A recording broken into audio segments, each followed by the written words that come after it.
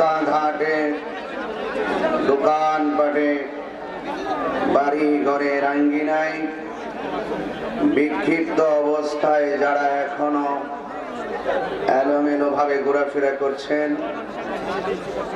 আল্লাহ এবং প্রিয় নবী পাক সাল্লাল্লাহু আলাইহি সাল্লামের মহব্বতে আজিমুশান নারায়ণগঞ্জ, সোনারগাঁও, দড়িগাঁও জামে মসজিদ সংলগ্ন শম্ভুপুরা সমাজবাসীর উদ্যোগে দড়িগাঁওয়ের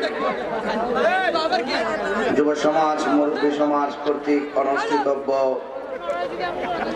মহতী কনফারেন্সে চলে আসুন।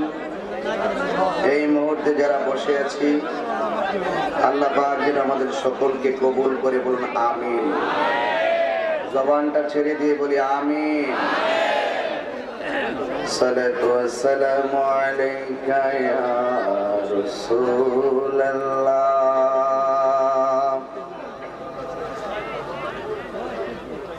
আসসালাতু ওয়াসসালামু আলাইকা ইয়া হাবিবাল্লাহ।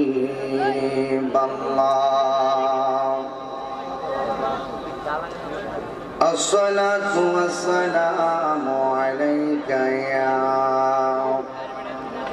শফিউল মুযনিবিন। আসসালাতু ওয়াসসালামু আলাইকা ইয়া রাহমাতান লিল আলামিন। আল্লাহুম্মা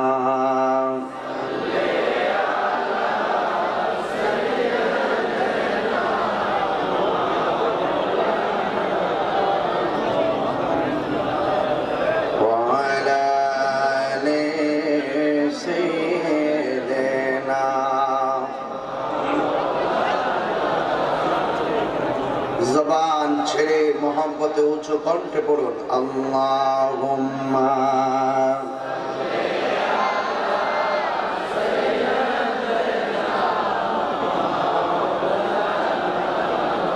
ওয়া আলা আলি সাইয়্যিদিনা।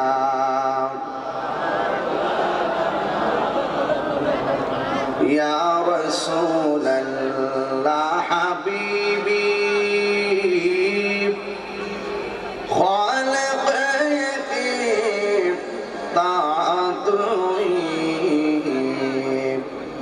बरगोज़ीदा ज़ुल जलाली पाक में हम तातोई। अल्लाहुम्मा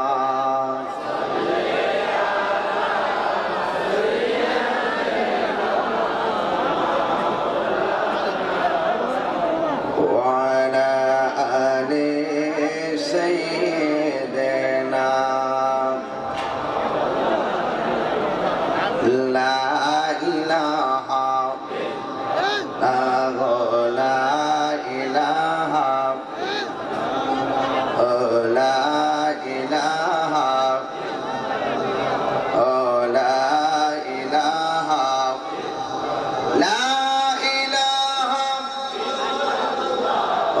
লা ইলাহা লা ইলাহা আল্লাহু আল্লাহু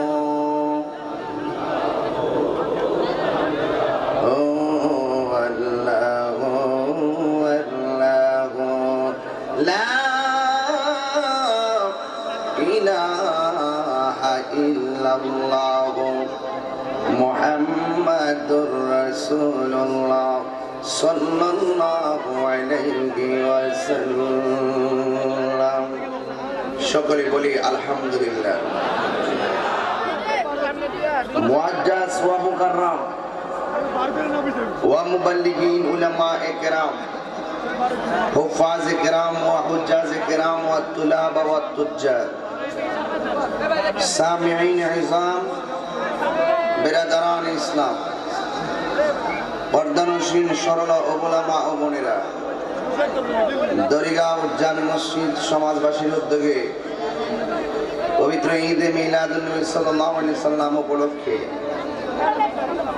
28 ডিসেম্বর 2020 ষষ্ঠ বার্ষিক সুন্নি মহাসম্মেলনে সম্মানিত প্রধান অতিথি শম্ভুপাড়া ইউনিয়ন পরিষদ 8 নং ওয়ার্ডের সম্মানিত মেম্বার জনাব আলহাজ মোহাম্মদ কামরুল হাসান প্রধান সাহেব, প্রধান উপদেষ্টা জনাব হাজী মোহাম্মদ জাহাঙ্গীর আলম সাহেব, দরিগাঁও জামে মসজিদের সম্মানিত সভাপতি, শুভেচ্ছা বক্তব্য অনবদ্য ব্যাংকার জনাব মোহাম্মদ রবিউল আউয়াল মাস্টার সাহেব, উদ্বোধক বিশিষ্ট সমাজসেবক জনাব সুফিয়ান আউয়াল ঢালি সাহেব, আমন্ত্রিত অতিথি মোহাম্মদ জসিমউদ্দিন তালুকদার সাহেব, আজকের প্রোগ্রামের সম্মানিত সভাপতি বিশিষ্ট ব্যবসায়ী জনাব মোহাম্মদ ইমাম হোসেন সাহেব।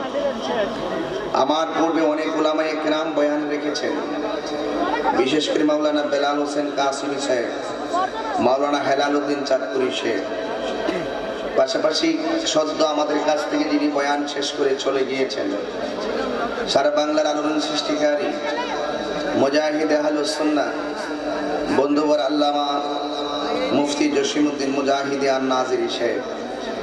আমি দেখতে পাচ্ছি এখানে প্রায় 60-70 থেকে 80-90 জন অতিথি আছেন। সবার নাম তো বলা সম্ভব না। সবার প্রতি আমার ভালোবাসা, আন্তরিকতা রেখে আপনারা যারা এসেছেন সবাই শুকরিয়া তান কণ্ঠটাকে উঁচু করে দিয়ে পড়ুন আলহামদুলিল্লাহ। লাখ কোটি দরুদ সালাম ওই নবীজি নূরানি কদম মুবারকে, যিনি হায়াতুন নবী, নূর নবী, গায়েবের খবর দেনেওয়ালা, যিনি সৃষ্টির আদি, যিনি সৃষ্টির মূল, সৃষ্টির কল্যাণ কারক, হুজুরপুর নূর সাল্লাল্লাহু আলাইহি সাল্লামের উম্মত হিসাবে আল্লাহ পাক আমাদের সকলকে কবুল করেছেন। এই জন্য শুকরিয়া দান সকলে আবারও করি আলহামদুলিল্লাহ। জন্মেছি ভাবে যেতে হবে তবে, এমন জায়গায় পূর্বের পুরুষগণ চলে গিয়েছেন যেখান থেকে আর ফিরে আসে নাই।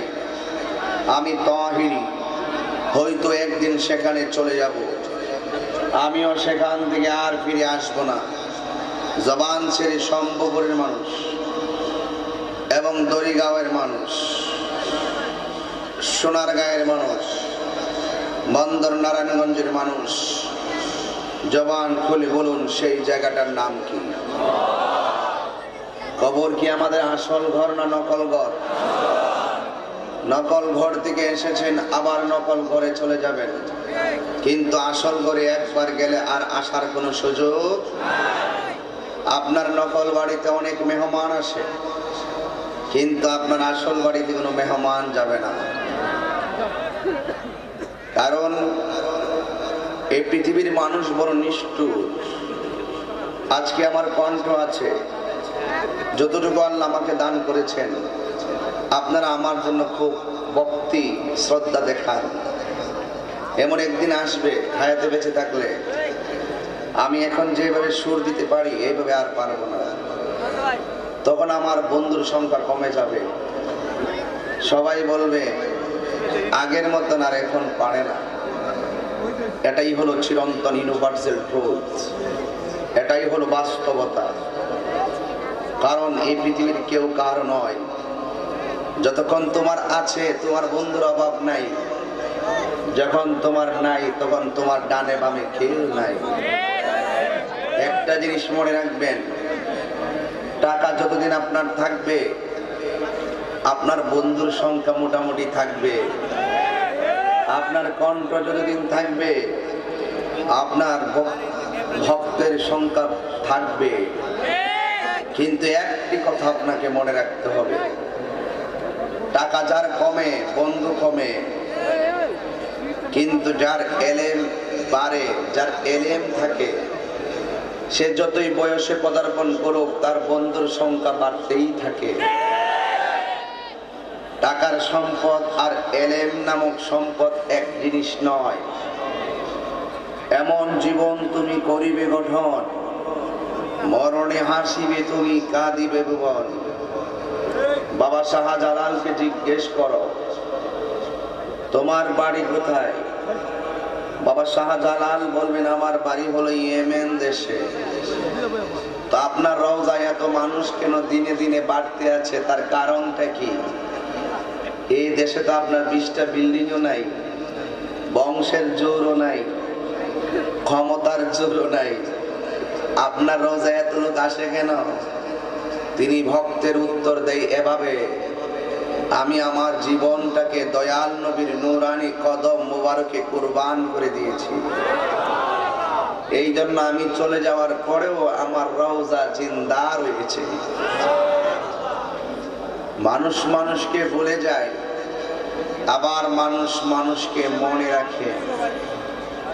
আজকের মাহফিল শেষ হলে আপনারা চলে যাবেন, আগামীকাল যার যার কাজে ব্যস্ত হয়ে পড়বেন। আমার কথাগুলো খুব মনোযোগের সাথে শ্রবণ করুন। শুকরিয়া একমাত্র আল্লাহ করছি। পৃথিবীর মানুষ এত নিষ্ঠুর, রাসূল বলেন জ্বলন্ত আংরা হাতে রাখলে যেমন কষ্ট হবে, তার চাইতে বেশি কষ্ট হবে ঈমান রাখতে। আমার মনে হয় আমরা সেই জামানায় চলে এসেছি। এটা কার? এটা হাসান, এটা একটু সুন্দর করে গোছাই দাও। এটা একটু এদিকে উপরে তুলে দাও। এই মিডিয়াতে যারা আসছো, অনেকগুলো মিডিয়া আসছেন, এগুলো একটু গুছাই দেন। এটা দেখেন, আস্তে আস্তে আস্তে। তাহিরি কাহারো কাছে, তাহিরি অনেকের কাছে পুরান। তাহিরি মাঝে মাঝে কিছু নতুন কথা বলে, তাহিরি মাঝে মাঝে মিলাদের পরে বিরিয়ানির কথা বলে, আর ওই বিরিয়ানি তাহিরি বলে তাবারক হিসাবে খাও বিরিয়ানি, তা দেখে অনেকের হয় চুলকানি। অনেক মিডিয়া আসছেন, এই বাবা এটা একটু তুলে দাও তো, এটা গুছাই দাও, সুন্দর করে গুছাই দাও। এই মিডিয়াগুলো আমাদের খুব দরকার, কারণ আজকে আমরা এখানে ওয়াজ করতেছি, ধরেন না একটু পেছাই দিতেছে, এখানে মনে করেন আপনারা হাজার হাজার মানুষ আসছেন, কিন্তু এই মিডিয়ার কারণে এই আমার কথাগুলো লক্ষ লক্ষ মানুষ অনলাইনে শুনতে পারে। কথা বলুন ঠিক কিনা? ওরা একটি ভালো কাজ করতেছে। এই মিডিয়া ইচ্ছা করে নাটক কভারেজ করতে পারতো, বিভিন্ন অশ্লীল কিছু কভারেজ করতে পারতো, এরা ওয়াজ মাহফিল কভারেজ করে। এদেরকে উৎসাহ দেওয়ার দরকার, ঠিক কিনা বলেন? মিডিয়াদেরকে উৎসাহ দেওয়ার দরকার। মিডিয়া ভাইদেরকে আমি ধন্যবাদ জানাই, আপনারা খুব ভালো কাজ করেন, ওয়াজ মাহফিলে অনেক কষ্ট করে আসেন। আমি তোমাকে দেখেছি গতকাল কোন জায়গায়? তোমাকে না চট্টগ্রাম দেখেছি, তাকে আজকে আমি নারায়ণগঞ্জ। আর কে তোমরা? বাংলাদেশি ওয়াজ, voice of Sunnah, Hasan HD media, আরো অনেক মিডিয়া আসছে, অসংখ্য মিডিয়া। চট্টগ্রাম ছিল, সেখান থেকে আবার আজকে নারায়ণগঞ্জে চলে এসেছে। এদেরকে উৎসাহ দিয়ে রাখতে হবে, ঠিক কিনা বলেন? আমি যখন এই স্পিকারে ভালো কথা বলবো, এরা তো এটাই কভারেজ করবে, ঠিক কিনা বলেন? মানে আমি যদি ডান বাম কথা বলি, মিডিয়া যদি প্রচার করে, এই দোষটা মিডিয়ার না, আমি যে বলছি এটা আমার দোষ। কথা বলেন ঠিক কিনা বলেন? নিজে ঠিক হয়ে গেলে জগৎ ঠিক, ঠিক কিনা বলেন? এই জন্য আপনারা, আমি আমার পক্ষ থেকে মিডিয়া দেখে অনেক ধন্যবাদ জানাচ্ছি, একত্র করে দিলাম। Thank you. আমি আরেকটি প্রস্তাব করছি মাইকওয়ালাদেরকে। আপনারা যখন মাহফিলে আসবেন, আপনারা মনে করবেন মাহফিলটা একটা ঈদের রাত, একটা ঈদের দিন মনে করবেন। পাঞ্জাবি পরবেন, টুপি পরবেন, সুন্দর করে আসবেন। আমরা সবাই যদি এভাবে আসতে পারি, তো আপনাদের মাইকটাই তো আমাদের সম্পদ, তো আপনারা তো আমাদের চাইতে আরো হেভি। কথা বলেন ঠিক কিনা বলেন? এই জন্য সব মিলিয়ে আজকে যারা এসেছেন, কারা কারা খুশি একটু হাত তুলুন। নারে তাকবীর।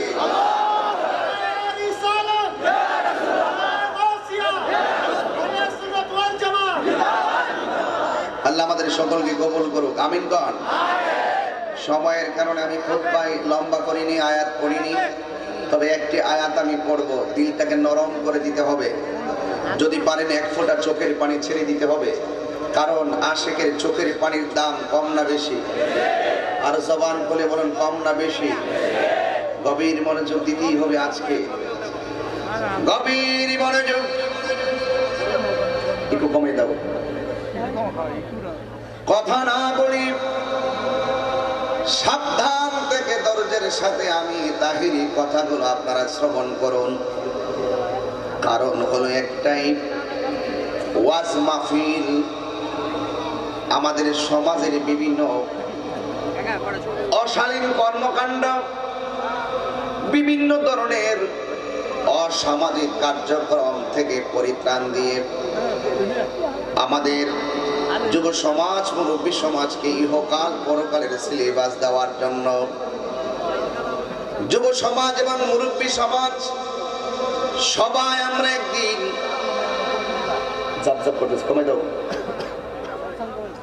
সবাই একদিন অন্ধকার কবরে চলে যাওয়া লাগবে, গেলে আর কোনোদিন ফিরে আসবো না। এটা যেমন সত্য, এই দুনিয়ায় আমি যা করব সব হিসাব আমার হাসরের ময়দানে দেওয়া লাগবে। যাররা যাররা পরিমাণ হিসাব গ্রহণ করবেন আমার আল্লাহ। আল্লাহ রাব্বুল আলামিন কুরআনুল কারীমের মধ্যে সুন্দর ভাষায় বলে দিয়েছেন, ফামাই ইয়ামাল মিসকালা যাররাতিন খায়রান ইয়ারা ওয়া মান ইয়ামাল মিসকালা যাররাতিন শাররান ইয়ারা। যাররা যাররা পরিমাণ যারা ভালো কাজ করবে ভালো কাজের রেজাল্ট পাবে, আর যারা যারা যারা পরিমাণ মন্দ কাজ করবে আল্লাহ রাব্বুল আলামিন তাদেরকে সেই প্রতিফল দিবেন। এমন একটি ময়দান, যেই ময়দানে কেউ কাহার উপকারে আসবে না, সেই ময়দানে আপনজন কেউ কাউকে চিনবে না। আমার যুবক ভাইরা খুব মনোযোগ দিয়ে শুনুন, কারণ যেই ময়দানে কেউ কাউকে উপকার করতে পারবে না। Man cannot live alone. Man cannot live alone. মানুষ একা থাকতে পারে না। এই দুনিয়াতে ভাইয়ের প্রয়োজন হয়, বন্ধুর প্রয়োজন হয়, কিন্তু সুখের বেলায়ও বন্ধুর প্রয়োজন, বাড়ির প্রয়োজন, আপনজনের প্রয়োজন। যখন তুমি দুঃখে থাকবা, দুঃখের বেলায় তুমি কাউকে আপন পাবে না, সেদিন দেখো তোমার কাছে আমার কাছে কেমন লাগবে। সব স্তব্ধ হয়ে যাবে, একমাত্র আল্লাহর দয়া ছাড়া কোনো উপায় থাকবে না, আমার নবী ছাড়া কোনো উপায় থাকবে না। কথা বলেন ঠিক কিনা? এই জন্য বন্ধু হ্যাঁ আমার পায়ে হাত রেখে বলে দিয়ে যাই, ইমোশন হবেন আপনারা দুনিয়ার প্রেমে নয়, ইমোশন হবেন আপনারা একমাত্র আল্লাহর প্রেমে, একমাত্র নবীর প্রেমে। কারণ আমাদেরকে বানিয়েছেন যিনি, তুলে নিয়ে যাবেন তিনি। জবান খুলে বলুন, তিনির নাম কি? আল্লাহু লা ইলাহা ইল্লা হুয়াল হাইয়ুল কাইয়্যুম। যিনি ছিলেন, যিনি আছেন, তিনি থাকবেন। তিনি হলো আমার রব, তিনি হলো আমার সব। প্রশংসার মালিক একমাত্র আল্লাহ, ইবাদতের মালিক একমাত্র পাওয়ার যোগ্য হলো আমার আল্লাহ। আল্লাহ ছাড়া কারো কাছে মাথা নত করা যাবে না। খুব মনোযোগ দেন, এই কথাগুলো আমার নবী 1450 বছর পূর্বে উম্মতকে বলে গিয়েছেন। আর নবী চলে যাওয়ার পরে নবীর আওলাদ ইমামে আলী মুকাম জান্নাত ইমামে হুসাইন রাদিয়াল্লাহু তাআলা আনহু নানার ধারাকে, নানান শিখানো সেই হকের ধারাকে প্রতিষ্ঠা করার জন্য যখন কথা বলেছেন, গাছের গোড়ায় পানি দিলে গাছ যেমন সতেজ হয়, 1450 বছর আগে ইসলামের ক্লান্তি লগ্নে নবীর আওলাদ কারবালার জমিনে নিজের গলার তাজা রক্ত ইসলামের গোড়ায় ঢেলে দিয়েছেন। ইসলাম জিন্দা হোতা হ্যায় হর কারবালা কে বাদ। যখন 1450 বছর পূর্বে ইমামে আলী মুকামের গলার তাজা রক্ত যখন ইসলামের গোড়ায় ঢেলে দিয়েছেন, ময়দানে ঢেলে দিয়েছেন, সেদিন থেকে ইসলাম জিন্দা হয়ে গেছে। এখন ইসলাম জিন্দা, এখন ইসলাম জিন্দা। কিন্তু ইসলামের অনুভূতিকে নস্যাৎ করার জন্য অনেকে বিভিন্ন কথা বলে। কারণ ইসলামটা জঙ্গিবাদের ধর্ম নয়, ইসলাম সন্ত্রাসীর ধর্ম নয়, ইসলাম জঙ্গিকে অ্যালাউ করে না, ইসলাম সন্ত্রাসকে অ্যালাউ করে না।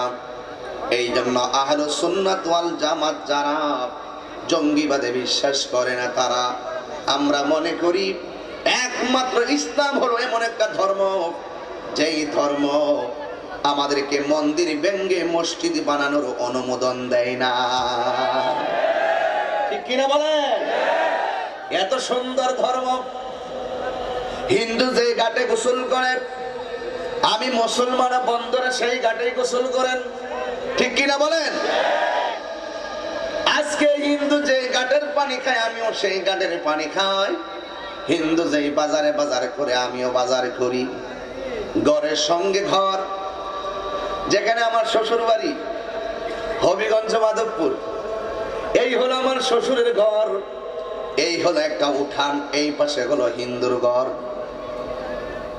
ওরা পূজার সময় পূজা করে, আমরা নামাজের সময় নামাজ পড়ি। এই জন্য বাংলাদেশের মতন এমন একটা দেশ আমি খুঁজে পাই না যেখানে সাম্প্রদায়িক সম্প্রীতি অনেক চমৎকার। কি কথা বুঝেন তো আমার? ইনশাল্লাহ কথাগুলো বুঝে নিবেন। কারণ ইসলাম শান্তির ধর্ম, ইসলাম একতার ধর্ম, ইসলাম মানব কল্যাণের ধর্ম।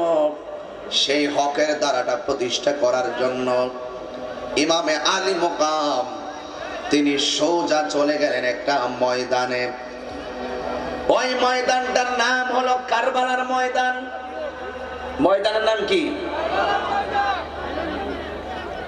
ময়দানের নাম হলো কারবালার ময়দান। এই জন্য সেই ময়দানটার ঘটনা শুধুমাত্র ঘটনা নয়, মূলত কারবালা হলো একটা ঘটনার নাম নয়, কারবালা হলো হাকিকতে একটা চেতনার নাম। কথা বলেন ঠিক কিনা? এই তো এখন কারেন্ট চলে আসবে, ইমানি কারেন্ট, পল্লী বিদ্যুৎ না, এটা ইমানি পাওয়ার।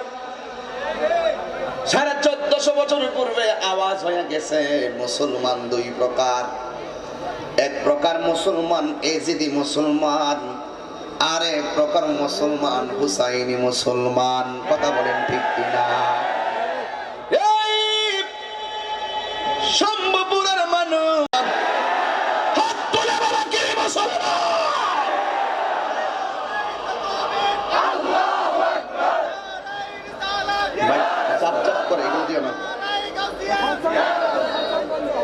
শোনেন ভাইরা আমার, ভাই হাত রেখে বলি, আমি একবারই বলেছি আহলে বায়তের ঘটনা শুধুমাত্র ঘটনা নয়, আহলে বায়তের ঘটনা মূলত চেতনা। এই ঘটনা শুধু মুখে বললে চলবে না, একটা চেতনা তৈরি করতে হবে হৃদয়ে। এখন চেতনাটা তৈরি করে ভিতরে ড্রাফটস করে রাখলে চলবে না, বাস্তব জীবনে তার রূপ দিতে হবে। এই বাস্তব জীবনে রূপ দিতে গিয়ে যদি হকের জন্য প্রয়োজনে জীবন দিতে হয়, জীবন দিতে হবে, কিন্তু বাতিলের কাছে মাথা নত করা যাবে না। সত্য বলতেছি। যদি খারাপ লাগে আমারে বলবেন, যদি কোনো সমস্যা হয় এটা আমারে বলবেন, যদি কোনো ভুল বলি এটা আমাকে ধরিয়ে দিবেন। ভুল বললে যদি না ধরায়া দিয়া মনে মনে গোপন রেখে দোকানে গিয়ে কালকে সমালোচনা করেন, আপনি হলেন সম্ভবপরার 1 নম্বর 100% মুনাফিক। এই জন্য ভাইয়েরা আমার, ধরায়া দিতে হবে। সমাজের ভিতরে যদি জাপ জাপ করে, কি বুঝো না কেন এটা দরবার বলে, বন্ধ করে দেন। এই জন্য আমার আব্বুরা শুনুন, মনোযোগ দেন। আমি আপনাদের কাছে শুধুমাত্র বলে দিতে চাই, আমরা আহলুস সুন্নাত ওয়াল জামাত, আমার নবী বলেছেন আমার উম্মতের ভিতরে 73টা দল হবে, 72টা দল জাহান্নামে যাবে, একটা মাত্র দল জান্নাতে যাবে। রাসূলকে প্রশ্ন করা হয়, ইয়া রাসূলুল্লাহ, সেই দলটার নাম কি? আমার নবী বলেন, আলাইকুম বিসুন্নতি ওয়া সুন্নাতিল খুলাফায়ে রাশিদিন ওয়াল মাহদিয়িন। আমার নবী বলেন, আমি নবীর পথ আর আমার সাহাবাদের পথ যারা অনুসরণ করবে, অনুকরণ করবে, এটাই হলো একমাত্র নাজাত দল। আর ওই দলটার নাম হইল আহলুস সুন্নাত ওয়াল জামাত। ঠিক কি না বলেন? এই জন্য আমার বাবারা, চালাও সে পথে যে পথে তোমার প্রিয়জন গিয়েছেন চলে। এই প্রিয়জন মানে হলো সাহাবায়ে কেরাম, এই প্রিয়জন মানে হলো নবী রাসূলগণ, এই প্রিয়জন মানে হলো আইমে মুতাকাদ্দিমিন মুতাখিরিন, এই প্রিয়জন মানে হলো সলফে সালিহিন, এই প্রিয়জন মানে হলো আল্লাহর ওলিগণ, কুতুবগণ, আবদালগণ, গাউসগণ। আর এই প্রিয়জন হলো নবী, এই ঈমানদারগণ। এখন তুমি যদি না জানো, যিনি জানে তার কাছে যাওয়া লাগবে। আল্লাহ রাব্বুল আলামিন বলেন, তুমি যদি না জানো, জ্ঞানীদের কাছ থেকে তোমরা জেনে নাও। কথা বলেন ঠিক কিনা? আমি তাহলে সব জানবো এমন তো নয়। আমি না জানলে যে জানে আমি তার কাছে যাব, যে বুঝে আমি তার কাছে যাব। এই জন্য আমার পরিবারে আমি ধীরে ধীরে ধীরে ধীরে কথাগুলো এমন একটি জায়গায় নিতে চাই, যদি পারেন 2টা চোখের পানিগুলো ছেড়ে দিবেন। কারণ আমরা বড় ইমানের বাজারে আগুন দেখতেছি, ইমানের বাজারে আগুন দেখতেছি। ও যুবক, নবীর আওলাদ ইমামে আলী মুকাম, যার গলার ভিতরে আমার নবী চুমা দিতেন, চুমা।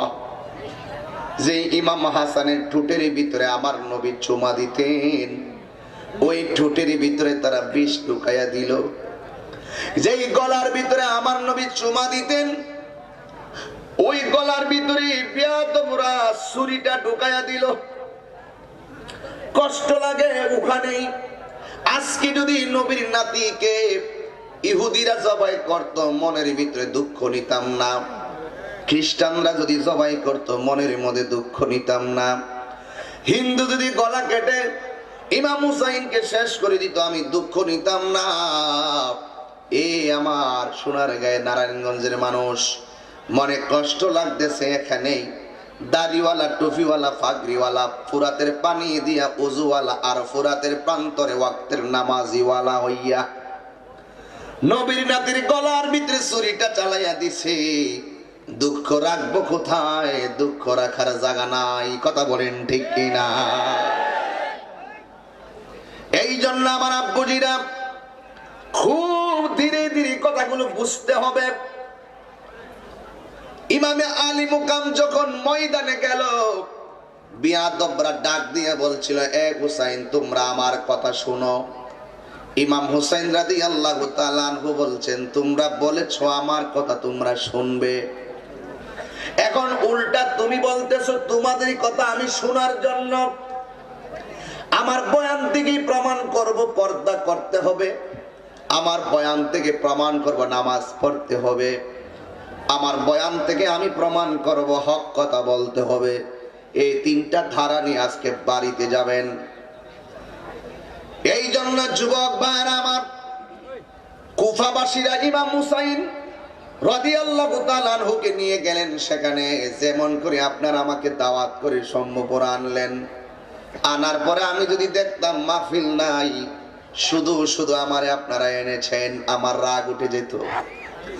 ইমামে আলী মুকাম হুসাইন রাদিয়াল্লাহু তাআলা আনহু বলেন, তোমরা এনেছো, আমরা তো আমাদের কথা তোমরা শুনবে, আমাদের কাছে বায়াতে রাসূল গ্রহণ করবে, কিন্তু এখন উল্টা বলতেছো তোমাদের কথা আমাদের মানতে হবে। তার মানে হলো তোমরা মুনাফিকি করেছো। তোমরা আমার নানার দলে নাই, তোমরা মুনাফিকি করেছো। কারণ মুনাফিকি করলে যদি আমাদের কোনো বিপদ হয়ে যায়, বিপদ হয়ে যাবে। কিন্তু একটি কথা তোমরা কি বলতে চাও স্পষ্ট বলো। ইবনে জিয়াদের গোষ্ঠী বলছিল, এ হুসাইন, তোমরা যদি আমার কথা না মানো তাইলে আমি একটা কথা বলি, প্রয়োজনে আমরা তোমাদের বিরুদ্ধে রুখে দাঁড়াবো। ইমাম হুসাইন একটা উত্তর দিয়েছেন, তোমরা আমার বিরুদ্ধে রুখে যদি দাঁড়ায়া যাও তার মানে তোমরা নানার দলের অন্তর্ভুক্ত নও, তোমরা হলো মুনাফিক। প্রয়োজনে আমার জীবন দিয়ে দিব, কিন্তু ঈমান দিতে পারবো না। ঠিক না বলো? তার মানে তো ডাইরেক্ট তো পেয়ে গেলাম। নবীর আওলাদ থেকে সিলেবাসটা নিয়ে নিলাম আগে। কি চরিত্র ছিল ইমামে আলী মুকামের, আর কি চরিত্র হলো আমাদের। আমরা টাকা পাইলে ঈমান বেচ্চা ভালাই। কথা বলেন না কেন? মসজিদের নামাজে প্রথম কাতার কিন্তু হিসাব মিলায় দেখে সে সুদ খায়। ঈমান কতটুকু মজা, কি মজা পাইলো। না না না না, ইমামে হুসাইন রাদিয়াল্লাহু তাআলা আনহু বলেন, প্রয়োজনে মুনাফিকের বিরুদ্ধে লড়ে গিয়ে জীবন দিব, কিন্তু ঈমান দিব না। কেন? ইন্নাল মুনাফিকিনা ফিদ দারকিল আসফালি মিনান নার।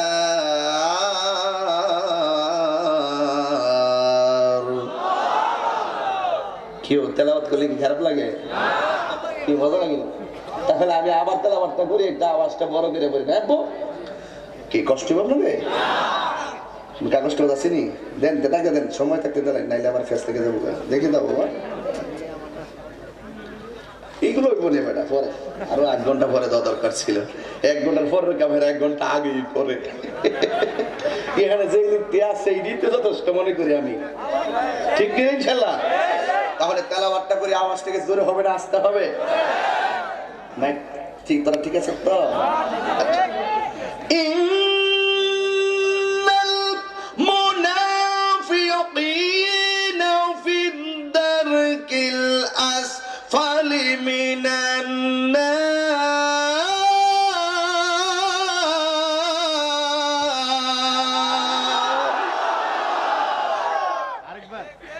ভাল লাগে আসলে কোরআন তেলাওয়াত একটা জাদু। কতক্ষণ ঠিক কিনা বলে? নবীজিকে মারার জন্য বহুত লোক গেছিল তলোয়ার নিয়ে, কিন্তু কোরআন তেলাওয়াত শুনে ওরা কালিমা পড়ে মুসলমান হয়ে গেছে। তা আমি যখন তেলাওয়াত করি আমার আর বলতে হয় না যে আপনারা আল্লাহু আকবার বলেন। ওয়াজের সময় বলি জোরে বলেন সুবহানাল্লাহ, জোরে করি ইয়া রাসূলুল্লাহ, কিন্তু তেলাওয়াত করলে আর বলতে হয় না, অটোমেটিক্যালি মুখ দিয়া আল্লাহর নাম চলে আসে। ঠিক কিনা বলেন? এই জন্য যুবক ভাইরা আমার, কোরআন তেলাওয়াতে মজা আছে না নাই? এই এলাকায় কিন্ডারগার্টেন আসেনি? স্যারদেরকে বলি, ও স্যার, আপনারা যেই টাইমে স্কুলটা খোলেন আমার পোলাপানের মক্তবের টাইম, আপনারা মনে চাইলে সকালে খোলেন, আপত্তি নাই, কিন্তু কিন্ডারগার্টেনে একজন ধর্মীয় শিক্ষক রাখবেন। প্রথম ক্লাসটা যেন কিন্ডারগার্টেনে আমার স্বাধীন সোনার বাংলার ছোট্ট সন্তানেরা যেন কোরআন শরীফ দিয়ে ক্লাসটা শুরু করতে পারে। আধুনিক আবার এত আধুনিক হলে চলবে না। যে আধুনিকের ভিতরে কোরআন নাই, এটা আধুনিক না, এটা গজব। ঠিক কিনা বলো? আপনারা কয়েন না যে আমি আবার প্রতিষ্ঠানের বিরুদ্ধে। শিক্ষা জাতির মেরুদণ্ড, আই নো দ্যাট, আমি জানি। এই জন্য শিক্ষার কোন বিকল্প বাবা, ঠিক না? কিন্তু আমি চাই প্রথম ক্লাসটা আরবি দিয়ে শুরু হোক। একজন ধর্মীয় শিক্ষক প্রথম ক্লাসটা আলিফ বা তা সা দিয়ে শুরু করবে, এবং কোরআন দিয়ে শুরু করবে, আমপারা দিয়ে শুরু করবে, কায়দা দিয়ে শুরু করবে, যার যেটা প্রয়োজন সেটা দিয়ে শুরু করবে। কথা বলেন ঠিক কিনা বলেন? এই জন্য কোরআন শরীফ পড়লে ভালো লাগে কিনা?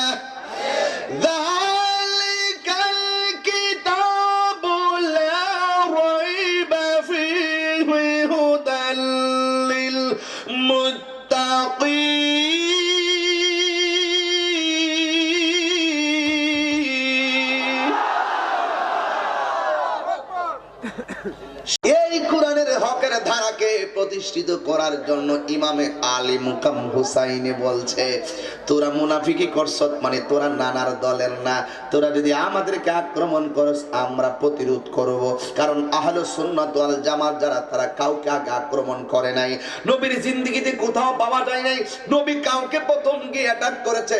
বিয়াদবরা অ্যাটাক করতে এসেছে, আমার নবী শুধুমাত্র প্রতিহত করেছে। ঠিক কিনা বলে? এই জন্য ইমামে হুসাইনের চতুর্পাশে দাঁড়ায়া গেল একটা সন্তান, যার নাম হলো আলী আকবর। আলী আকবর ডাক দিয়ে, আব্বু এরা দিয়ে আনছে আপনার কাছে বায়াত হওয়ার জন্য, এভাবে কেন ঘেরাও করলো? এবার ইমামে হুসাইন রাদিয়াল্লাহু তাআলা আনহু বলেন, কেন ঘেরাও করছে জানোনি? এদের কথা না মানলে আমাদেরকে মাইরা ফেলাইব। যেমন বাবা তেমন সন্তান। শেরে খোদা মাওলা আলীর সন্তান হলো ইমামে হুসাইন, আর ইমাম হুসাইনের সন্তান হলো তিনজন। একজনের নাম হলো আলী আকবর, আর একজনের নাম আলী আউসাদ, আর একজনের নাম হলো আলী আসগর। আলী আকবর ডাক দিয়ে, আব্বু ওরা যদি আপনার উপরে অ্যাটাক করে আপনার নামতে হবে না, ওই ময়দানে সর্বপ্রথম জীবন দেওয়ার জন্য আপনার পুলাই যথেষ্ট। ঠিক কিনা বলেন?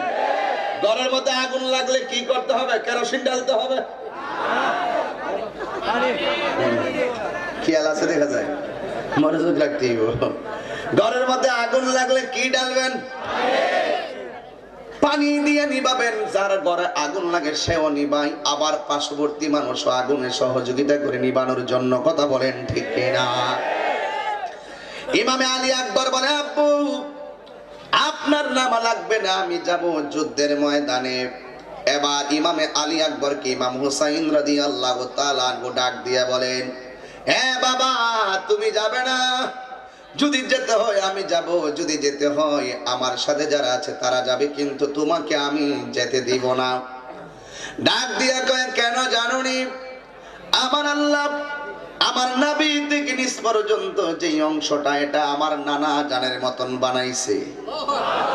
আর নবী মূল থেকে একটু মনোযোগ দিতে হবে, একটু তত্ত্বভিত্তিক কথা বলতেছি, বোঝার জন্য বলছি, চেতনার জন্য বলছি, শুধু ঘটনা না, এটা একটা চেতনা। আমি একটু করে বুঝাবো কেন বলতেছি কথাগুলো। আর ইমামে হাসান রাদিয়াল্লাহু তাআলা নাভির থেকে মাথা পর্যন্ত যে অংশটা, এটা ডাইরেক্ট আমার আল্লাহ নবীর মতো বানাইছে। আর ইমামে হুসাইন রাদিয়াল্লাহু তাআলা নাভি থেকে নিচ পর্যন্ত যে অংশটা, এটা ডাইরেক্ট বানাইছে আমার নবীর মতো। এই জন্য আমার নবী বলছেন, হাসান হুসাইন আমি নবী থেকে, আমি হাসান হুসাইন থেকে। আর ইমামে হুসাইন রাদিয়াল্লাহু তাআলা আলী আকবরকে না করলেন। আলী আকবর ডাক দিয়ে, আব্বু আমারে না করলে তো মদিনার নবী কষ্ট পাবে। যেই মাত্র নবীর দোহাই দিছে, আর ইমামে হুসাইন না করতে পারে না। ইমামে হুসাইন ডাক দিয়ে, আলী আকবর আমি তোরে কেন না করি জানিস নি? আমি দিনকে রক্ষার জন্য ঘরে বসে থাকার জন্য না করি না, দিনকে রক্ষা করার জন্য ময়দানে নামতে হবে। কিন্তু ও আমার বাবা আলী আকবর, শুনে রাখো, তোমার বাবা এবং তোমার চাচার বডিটা আল্লাহ দুই ভাগ করে এক ভাগ বানাইছে আমার নানার মতন, আর এক ভাগ আমার নানার মতন। কিন্তু তোমারকে না করি কেন? তুমি যদি যুদ্ধের ময়দানে চলে যাও, যাওয়ার পরে যদি শহীদ হয়ে যাও, তাই আমি একটা নিয়ামত থেকে বঞ্চিত হয়ে যাব। ডাক দিয়া বলে, কি নিয়ামত? ইমাম হুসাইন রাদিয়াল্লাহু তাআলা আনহু বলেন, এ আলী আকবর বাবা, আমার সন্তান, আমার পোলা, শুনে যাও, শুনে যাও, তোমার কণ্ঠটা শুনতে ডাইরেক্ট আমার মদিনার নানার মতো শোনা যায়। তোমার কণ্ঠটা বানাইছে আমার নানার মতন।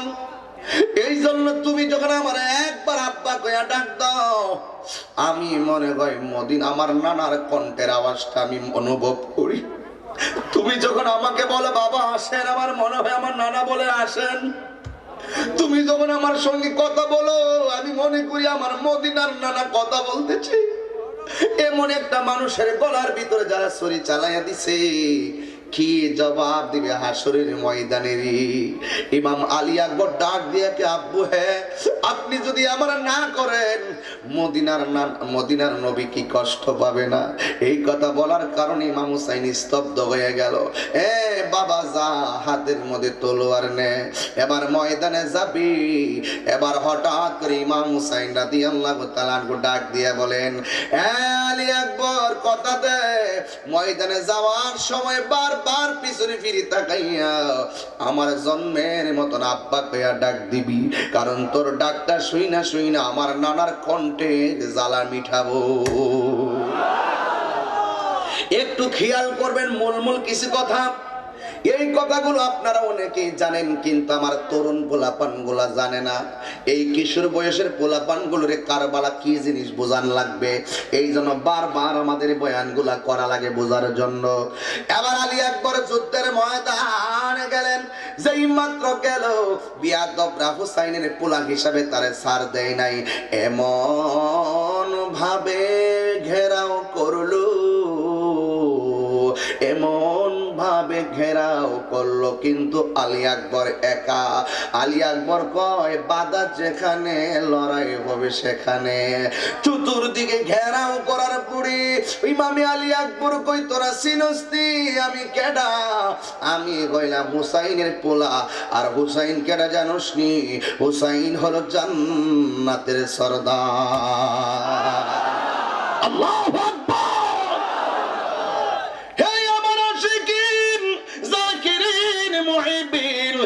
বাবা জিরাইরি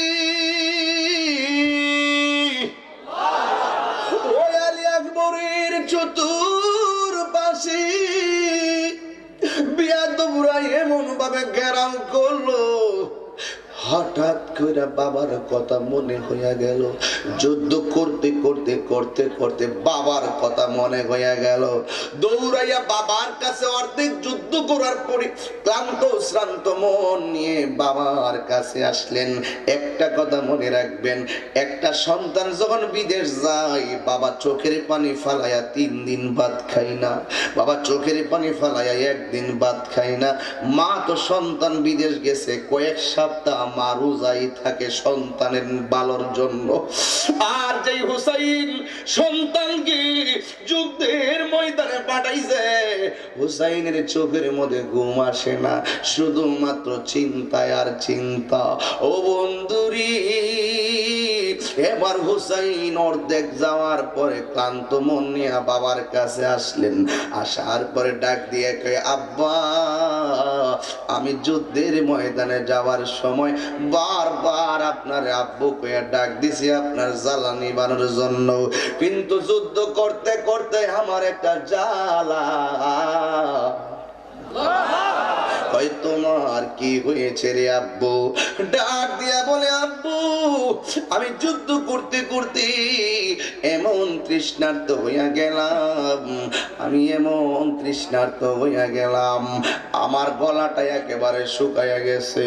আব্বা গো, কোনদিন তোমার কাছে কোনো কিছু চাই না, মেহেরবানি করে আপনি আমার গলার মধ্যে 1 ফোঁটা পানি দেন। হাইরে, ইমাম হুসাইন কয় কেমন সন্তানের বাবা হইলাম, মস্কের ভিতরে পানি নাই, ঘরের ভিতরে পানি নাই, অথচ আমার পোলা আমার কাছে পানি চাইলো।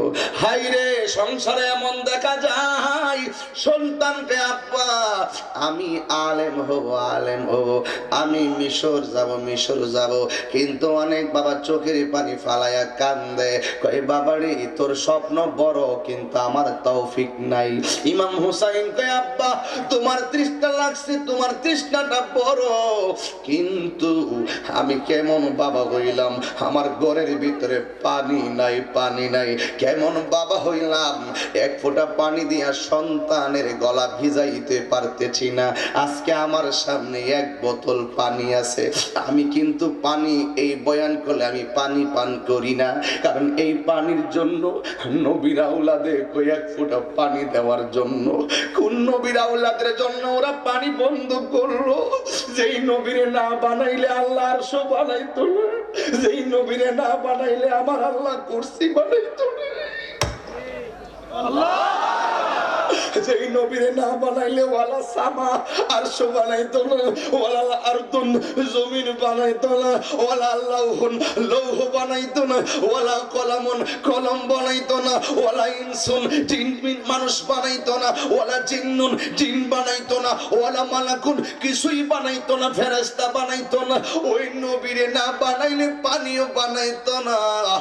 ওই নবীরা ওলাদের জন্য পানি বন্ধ কইরা দিছে।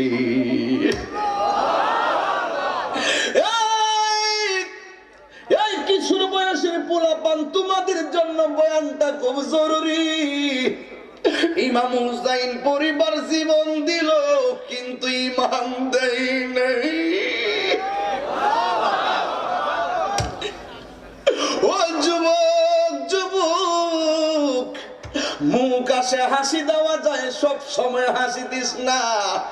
আজকে যদি একটা ফোঁটা চোখের পানি চলে আসতে পারে, হুসাইন সাক্ষী হয়ে যাবে ওই আহলে বায়ে তোমার ছাড়া জান্নাতে যাবে না। ও বন্ধু, সোনার গায়ের বন্ধু রে, ও নারায়ণগঞ্জের বন্ধু, ওই নবীর আওলাদকে আব্বা একটু পানি দেন।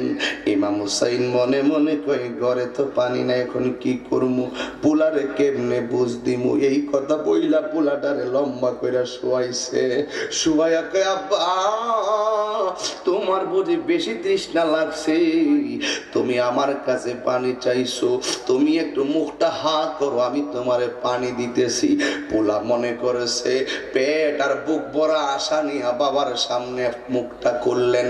খোলার পরে ডাক দিয়া কয় বাবারে আমি তোমারে পানি দিতেছি। আলী আকবর ডাক দিয়া কয় আব্বা, হ্যাঁ ও পৃথিবীর মানুষ শুনে রাখো, আমি মনে করি যে আমার বাবা বুঝি মস্কের পানি আমার মুখের ভিতরে দিবে।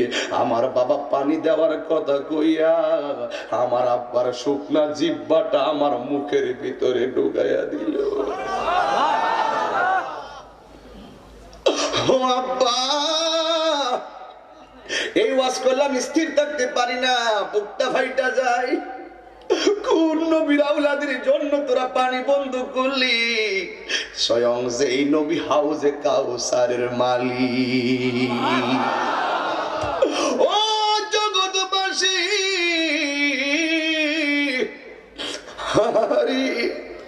ও আমার বাবা আমার মুখের ভিতরে পানি দেয় না, আমার আব্বার শুকনা জিহ্বাটা আমার মুখের ভিতরে ঢুকাইয়া দিছে। এবার আলী আকবর ডাক দিয়া কে আব্বা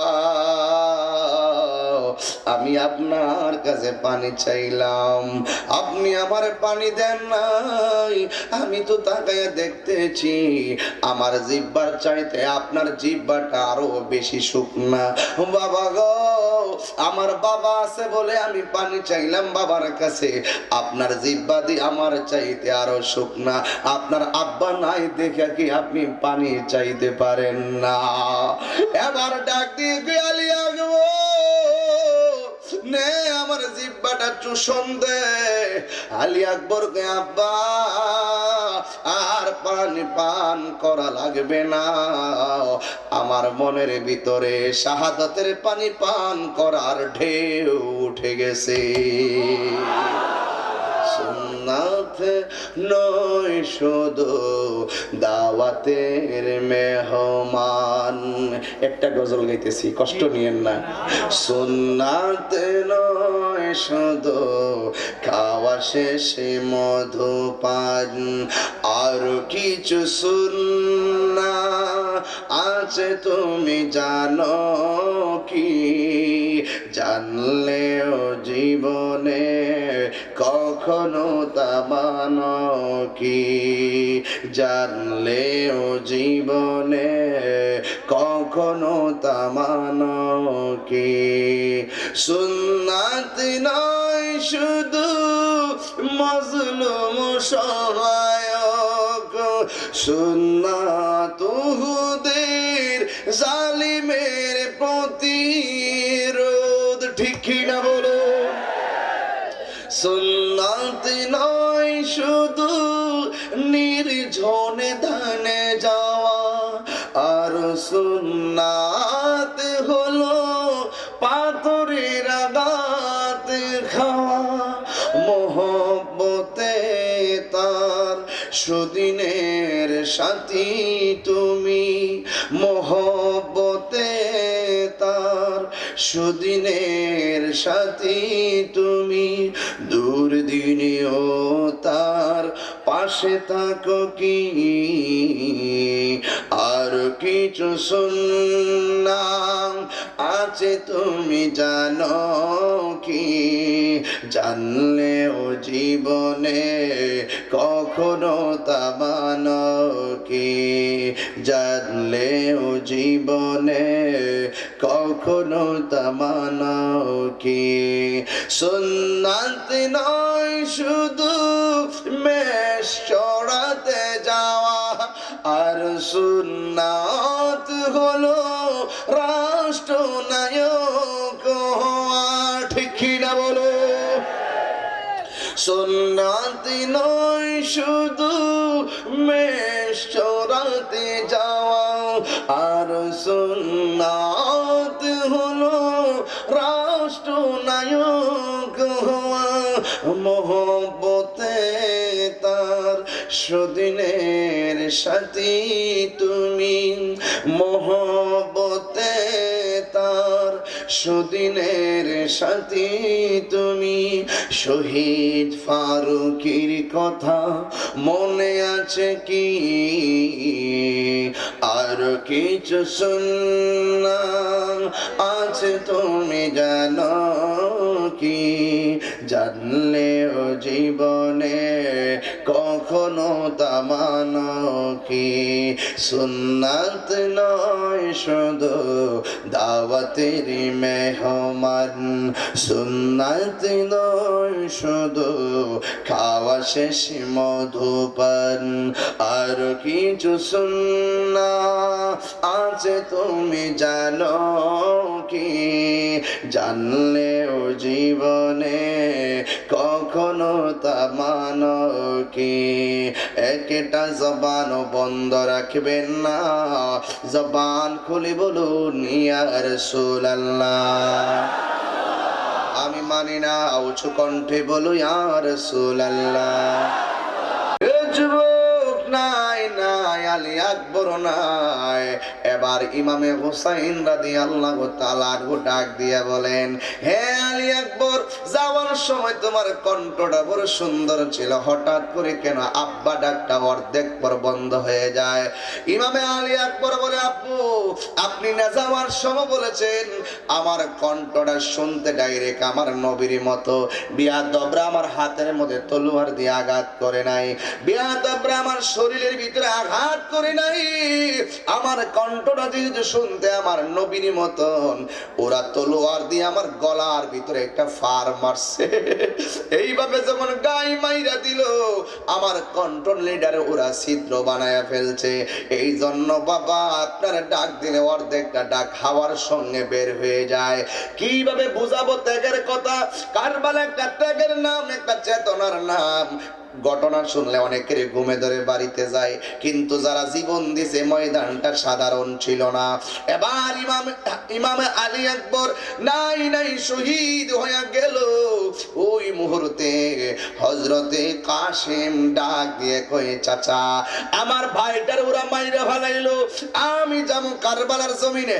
যেমন দেখবেন আপন ভাই, তিনজন ভাই আমাদের, আমার ছেলের যদি আঘাত করে আমার ভাইয়ের ছেলের গায়ে লাগবে। এই জন্য কাসেম লাইগা গেছে চাচাতো ভাই। এই জন্য ভাই বড় ধন, রক্তের বাঁধন। ওই আপন ভাই চাচাতো ভাই পার্থক্য করো না, একটা বাড়িতে মিলে মিশে সম্মান করে চলবে। নিজেরা আপন ভাই যেমনে সম্মান মহব্বত রেখে চলো, চাচাতো ভাইয়ের সঙ্গে মহব্বতটা ঠিক রাখবা। নিজের বাবার যেমনে সম্মান করে কথা বলো, বাবার ভাই ওই চাচাটাকেও এইবারে সম্মান দিয়ে কথা বলতে হবে। তোমরা বাপ চাচারা মিলেমিশে যদি চাচাতো ভাই মিলেমিশে থাকো, আপন ভাই মিলেমিশে থাকো, তাইলে সমাজের ভিতরে দাম আছে না নাই? এটা ইমাম কাসেম শিখাইয়া গেছে। ও চাচা, আমার বাইরে ওরা মাইরা ফেলাইছে গো, আমি আর ঘরে থাকতাম না, আমারে বিদায় দেন, আমিও যাবো কারবালার জমিনে। এই কথা বলার পরে ইমামে হুসাইন রাদিয়াল্লাহু তাআলা আনহুর একটা স্মৃতি মনে হয়ে গেল, যেদিন তিনি তার ভাই হাসানকে জড়ায়া জড়ায়া বলছিলেন, ও ভাই কহে একবার শুনি কে তোমারি খাওয়াইলো জহর রাসূলের পরানি রে, হায়রে আমার সোনার চন্দ্রমণি। ও ভাই কহে একবার শুনি কে তোমারি খাওয়াইলো জহর রাসূলের পরানি রে, হায়রে আমার সোনার চন্দ্রমণি। ছোট ভাই কয় বড় ভাই রে, ও ভাই কহে একবার শুনি কে তোমারি খাওয়াইলো জহর রাসূলের পরানি রে, হায়রে আমার সোনার চন্দ্রমণি। একটা জবান বন্ধ রাখবেন না, জবানটা খুলে বলেন ইয়া রাসূলুল্লাহ। কষ্ট নিয়েন না আমার কথাগুলো, বাবা ওই সন্তান সে চাচাতো ভাইটা দাঁড়াইয়া গেল, ও চাচা যান আমারে বিদায় দেন।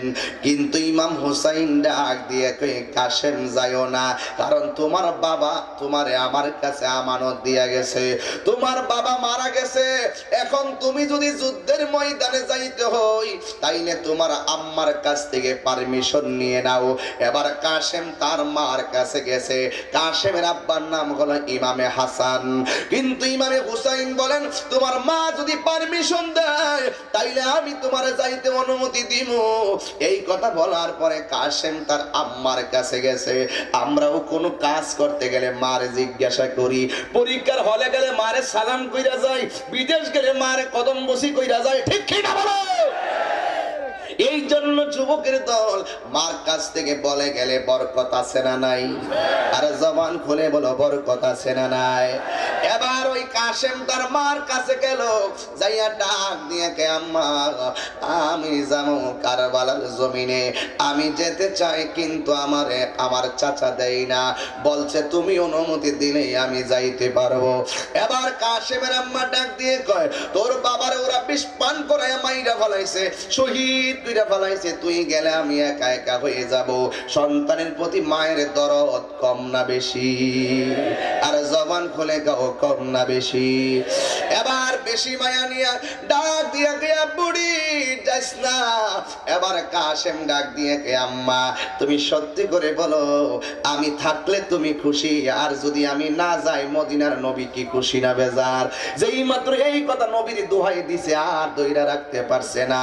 কিন্তু হঠাৎ করে কাশেমের মার একটা কথা মনে হইয়া গেছে, হযরত ইমাম হাসান দুনিয়ার থেকে চলে যাওয়ার সময় একটা কথা বইলা গেছিল, হে কাশেমের আম্মা আমি যদি দুনিয়ায় না থাকি, আমার সন্তানকে নিয়ে যদি কোনো সিদ্ধান্তে কোনো ধরনের সমস্যায় পড়ে যাও, আমার সন্তানের হাতের মধ্যে আমি একটা কবজ দিয়ে গেলাম, কবজ। আমার সন্তানের হাতের কবজটা সেই দিন খুইলা দেখবা ভিতরে কি লেখা আছে, যা লেখা আছে তুমি তাই আমল করবা। এই কথা মনে হওয়ার পরে কবজটা হাত থেকে কাটলেন, কাটার পরে কবজটা এইভাবে তিনি খুললেন। মা ওই কবজ খুলিয়া চোখের পানি ফেলাইয়া কান্না শুরু করছে গো। এই যুবক সন্তান যদি মায়ের চোখে পানি দেখে, আসল সন্তান যারা তাদের মনে ব্যথা লাগে, আর যারা মায়ের অবাধ্য মা কাঁদলেও তাদের গায়ে লাগে না, মা কষ্টে থাকলেও তাদের গায়ে লাগে না, এমন কুলাঙ্গার সন্তান সম্ভব পড়ায় আছে না? না খবরদার খবরদার, বিদায় বেলায় কথাগুলো বলে যাব। তবে একটি কথা বলে দিয়ে যায়, কাশেমের আম্মা কাগজটা দেখে শুধুমাত্র কান্দে আর কান্দে, শুধুমাত্র চোখের পানি ফালাইয়া কান্দে। এবার কাশেম ডাক দিয়ে, কে আম্মা, আসলাম ময়দানে যাওয়ার জন্য, তুমি কেন কান্দো? এবার কাগজটা বাস করলেন, বাস করে ডাক দিয়ে কয়, এই কাগজটা তোর চাচার কাছে নিয়ে যা। এবার চাচার কাছে কাগজটা নিয়ে আসলেন। আসার পরে ইমাম হুসাইন রাদিয়াল্লাহু তাআলা আনহু কবজটা খুললেন। খুলে দেখতেছেন লেখা আছে, ইমামে হাসান দুনিয়া থেকে বিদায় হওয়ার আগে নিজের সন্তানের জন্য কি কথা কইয়া যায় দেখেন। ইমামে হুসাইন রাদিয়াল্লাহু তাআলা আনহু কাগজের মধ্যে লিখে দিলেন, এ ভাই হুসাইন রে, আমি যদিও না থাকি, তবে তোমার কাছে আমার সন্তানটা আল্লাহর রাস্তায় কুরবানি দিয়া গেলাম। আল্লাহু আকবার। এবার ইমাম হুসাইন চোখের পানি ফালায়া কান্দে গো। এবার বাতিজা ডাক দিয়া কই, চাচা, মাও কাগজ দেখে কাঁদলো, আপনিও কাঁদেন, তার কারণটা কি একটু হালকা করতেন। এবার ডাক দিয়া বলেন, বাবা গো, ও চাচা আমার, বাবাও কান্দে, আমার মাও কেঁদেছে, আপনিও কাঁদেন, কারণ কি? এবার ইমাম হুসাইন রাদিয়াল্লাহু তাআলা আনহু ডাক দিয়া বলেন, এ কাশেম, আমি তোমারে না করব কি? তোমার আম্মা তোমারে না করবে কি? তোমার আব্বা তো তোমারে যুদ্ধের ময়দানে যাওয়ার অনুমতি নামা আগেই দিয়া গেছে। ওয়ালা تحسبن الذين قتلوا في سبيل الله أمواتا بل أحياء عند ربهم يرزقون।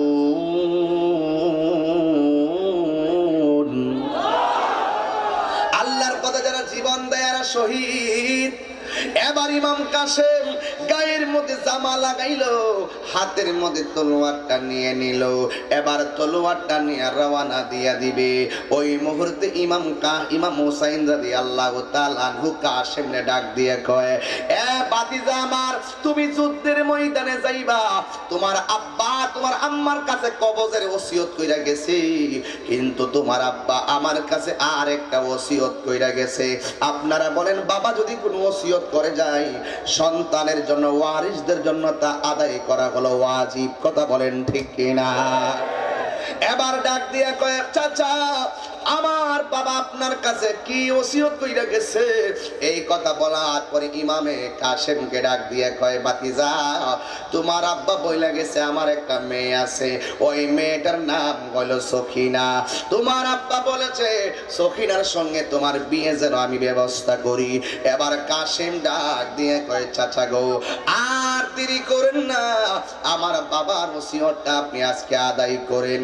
এবার গায়ের ভিতরে জামা লাগানো, হাতের মধ্যে তলোয়ার নিয়ে ঘরের ভিতরে গেল। বিয়া পাকাপাকি হলো।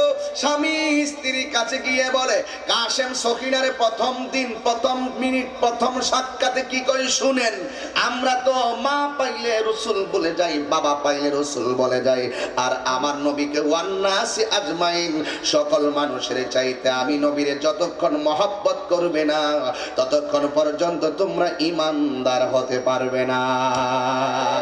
ঠিক কিনা বলো? এই জীবন অনুরোধ অনুরোধ।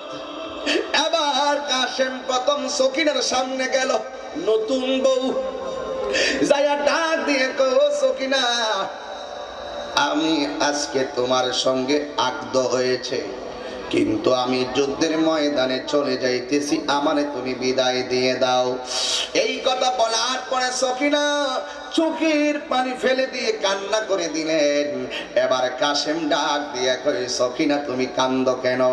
এবার সখিনা ডাক দিয়ে কই, স্বামী, আপনি আমার স্বামী, কিন্তু আমার আজকে কোনো বিয়ের প্রথম দিন, আমি তো আপনাকে একটা গ্লাস পানি পান করায়ও খেদমত করতে পারলাম না। আল্লাহ যদি আমার হাসরের ময়দানে বলে তুই তোর স্বামীর কি খেদমত করেছিস, তাইলে আমি আল্লাহর দরবারে কি জবাব দিব? এ আমার সম্ভব করার মা, এখান থেকে একটা ওয়াজ বুঝা যাও, স্বামী কি জিনিস বুঝা যাও। আল্লাহর হাবিব বলেন এই পৃথিবীতে কি কাউকে যদি কোনো মানুষকে যদি সেজদা করার অনুমতি দেওয়া হতো, স্ত্রীকে অনুমতি দিত স্বামীকে সেজদা করার জন্য। কথা বলেন ঠিক কিনা? শুধুমাত্র তাই নয়, স্বামীর খেদমত, স্বামী স্ত্রী দুইজন যদি মহব্বত থাকে, নেগেটিভ পজিটিভ যদি একটাকে আর সুইচটা যদি দিয়ে দেওয়া হয় লাইটটা চলে যাবে, আর নেগেটিভ পজিটিভ যদি মিল না থাকে যতই সুইচ দাও কোনো লাইট জ্বলবে না। কথা বলেন ঠিক কিনা? স্বামী এবং স্ত্রী তোমরা একজন আরেকজনের সঙ্গে মহব্বত রাখতে হবে, কারণ স্বামী আমাদের সমাজের ভিতরে একটা বিষয় আছে, স্ত্রী অসুস্থ হয়ে গেলে স্বামী দেখতে পারে না, স্বামী অসুস্থ হয়ে গেলে স্ত্রী দেখতে পারে না।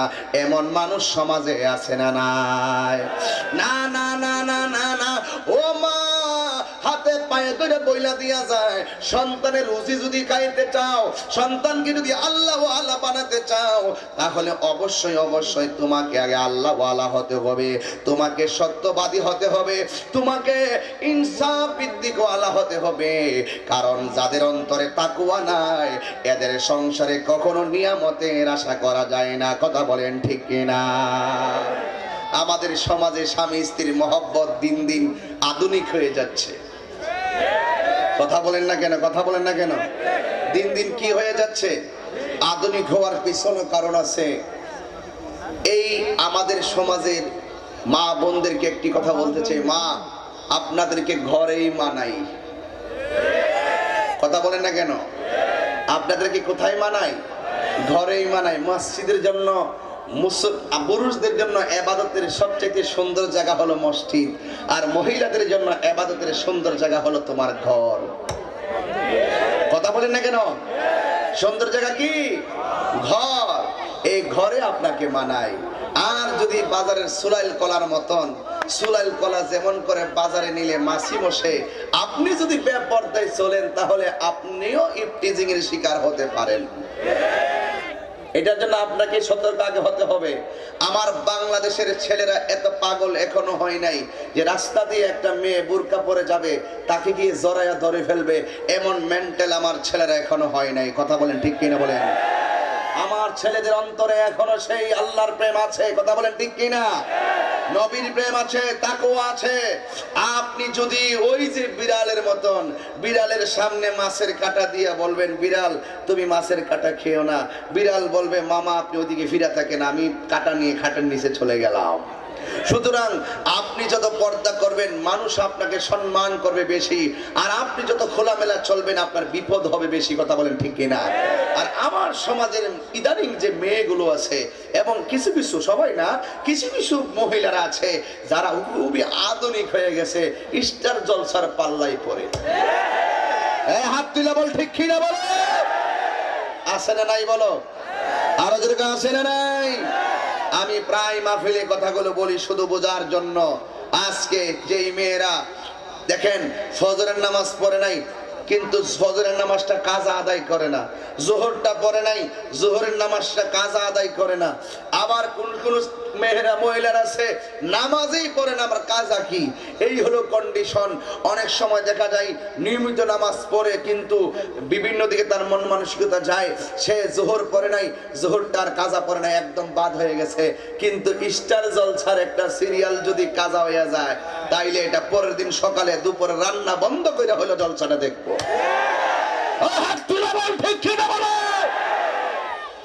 বানায় বলছি, যদি বানায় বইলা থেকে কালকে একটু যাচাই করেন আপনার ওয়াইফকে দিয়ে। কাকে দিয়ে?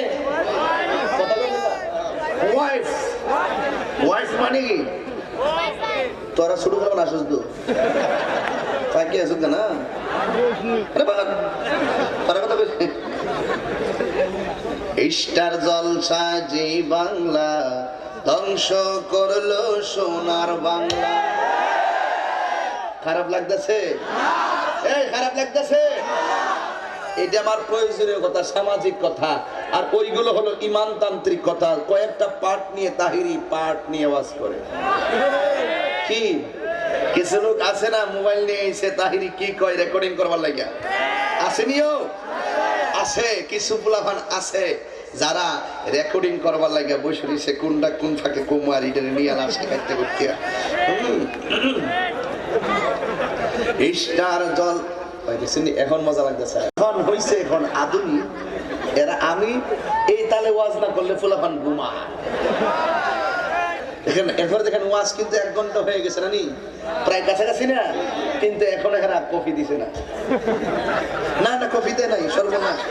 আল্লাহ আমি চা খাই না, এটা তুমি তুমি এরকম কথা বারবার কফি লেগে। হ্যাঁ পিছন দা গুতা চা খাই বলে, চা খাই নাকি বেটা?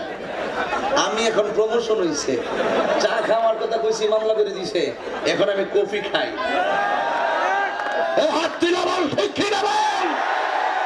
কি কি হলো? ঠিক আছে তো? ঘুম গেছে তো? যারা মামলা করে হ্যাঁ কই ভাই 12টার উপর ওয়াজ করতো, তোর দিহুমনে কেডা থাকে থাকবো মাইক কলারা স্টার জলসা জি বাংলা ধ্বংস করলো সোনার বাংলা। স্টার ঠিক পরে গোস্ত মিনাল স্টার জলসা এরা ঠিক করে আমার তাইল তুলে দেয়, ঠিক আছে? আপনার মনে মানুষ না, এরা মানে একটা গ্রুপ মানে একটা ইয়াদের দেউ তুলে দেয় আর কি। স্টার জলসা জি বাংলা ধ্বংস করলো সোনার বাংলা। স্বামী স্ত্রীর মধ্যে জ্বালায় আর জাহালা, স্বামী স্ত্রীর মধ্যে জ্বালায় আর জাহালা, সিরিয়াল চলে কিরণ মালা।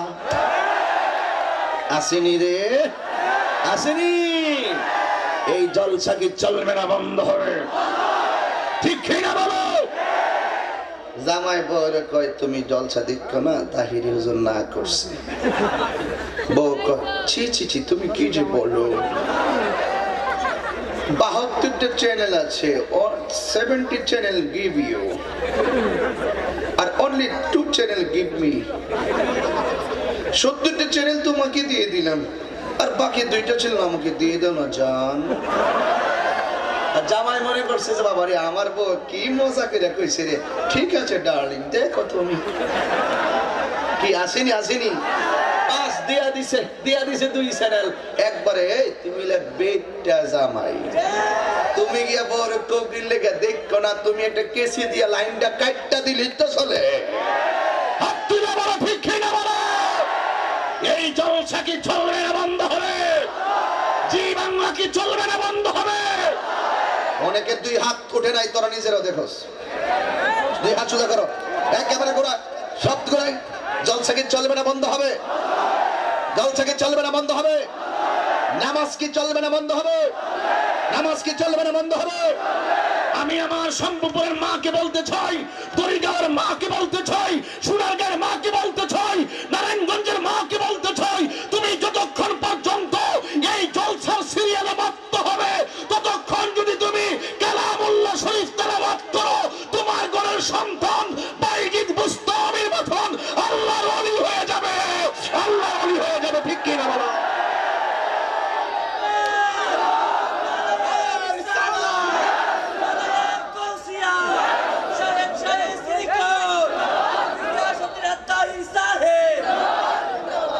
খারাপ লাগতেছে?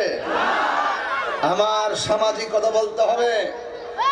ওই সখিনা ডাক দিয়ে কয় আল্লাহ যদি কয় আমি কি জবাব দিব?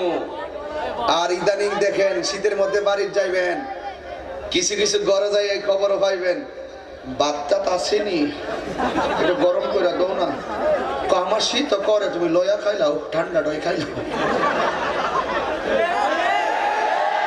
কিছু কিছু সংসার আসেনি এরকম, ঠান্ডা ডই খাইলো আবার কম্বল থেকে বাড়িত না।